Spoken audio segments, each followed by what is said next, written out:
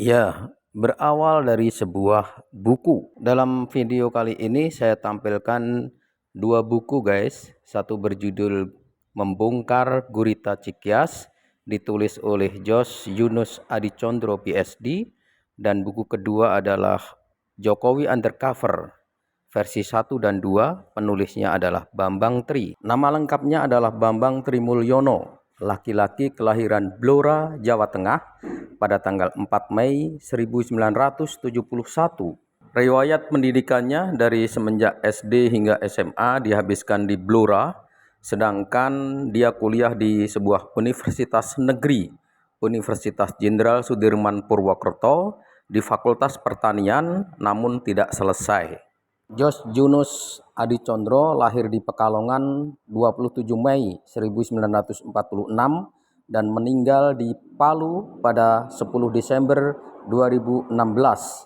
Pendidikan terakhir adalah PhD, gelar S3 dari Cornell University, Amerika Serikat. Sepulang dari Amerika, dia tinggal di Salatiga, mengajar di Universitas Kristen Satyawacana. Pernah meniti karir sebagai jurnalis majalah Tempo, aktif di beberapa LSM sebagai peneliti independen, dan juga menjadi aktivis HAM.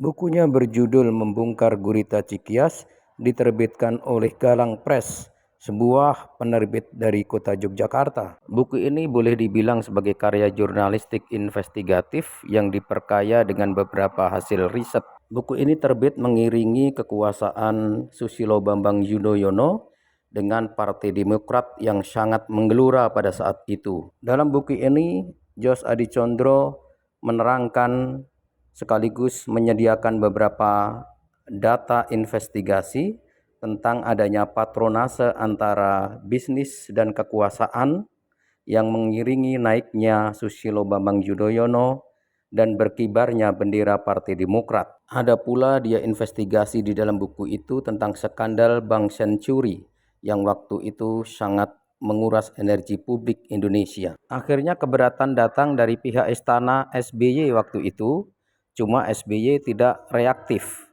Dia memunculkan kontranarasi yang bersifat ilmiah. SBY tidak menghadapi penerbitan buku ini dengan sikap yang reaktif, apalagi menggunakan kekuasaan dan represi aparat keamanan negara. Sekeras-kerasnya seorang SBY menghadapi buku yang memojokkan dirinya, apa yang dilakukan SBY masih dalam kerangka dialektika ilmiah. Berbeda dengan yang dialami oleh Bambang Tri, penulis buku Jokowi Undercover 2. Bukunya disita dan tidak boleh lagi beredar.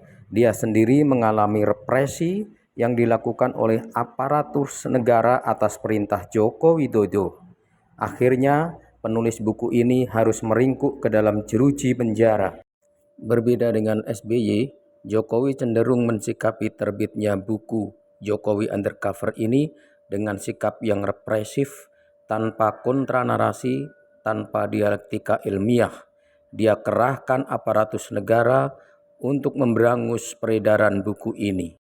Tito Karnavian, Kapolri pada saat itu, bertindak cepat. Dia memberikan ancaman kepada penulis dan penyebar buku Jokowi Undercover. Pada perkembangannya, tidak saja Bambang Tri sang penulis yang harus meringkuk ke dalam penjara, namun Gus Nur juga mengikuti jejaknya. Korban selanjutnya yang lagi diincar oleh aparat keamanan adalah para aktivis dan peneliti independen. Mereka adalah para aktivis yang selama ini sangat kritis merespon isu tentang ijazah Jokowi yang masih misterius. Isu tentang ijazah Jokowi menjadi salah satu kajian paling menarik dalam buku ini. Akibat Jokowi tidak memberikan kontranarasi soal ijazah ini, maka isu tentang ijazah palsu berkembang ke sana kemari dan cenderung liar. Jokowi merasa dirinya menjadi korban fitnah atas isu ijazah palsu. Tetapi sejauh ini Jokowi tidak pernah memberikan kepastian tentang ijazahnya yang asli. Isu tentang ijazah palsu yang awalnya hanya menjadi salah satu kajian dalam buku Jokowi Undercover, akhirnya menjadi perbincangan nasional, bahkan menarik perhatian masyarakat internasional. Ya, Itulah akibat yang harus diterima oleh Jokowi karena kurang tepat memberikan reaksi terhadap penerbitan sebuah buku.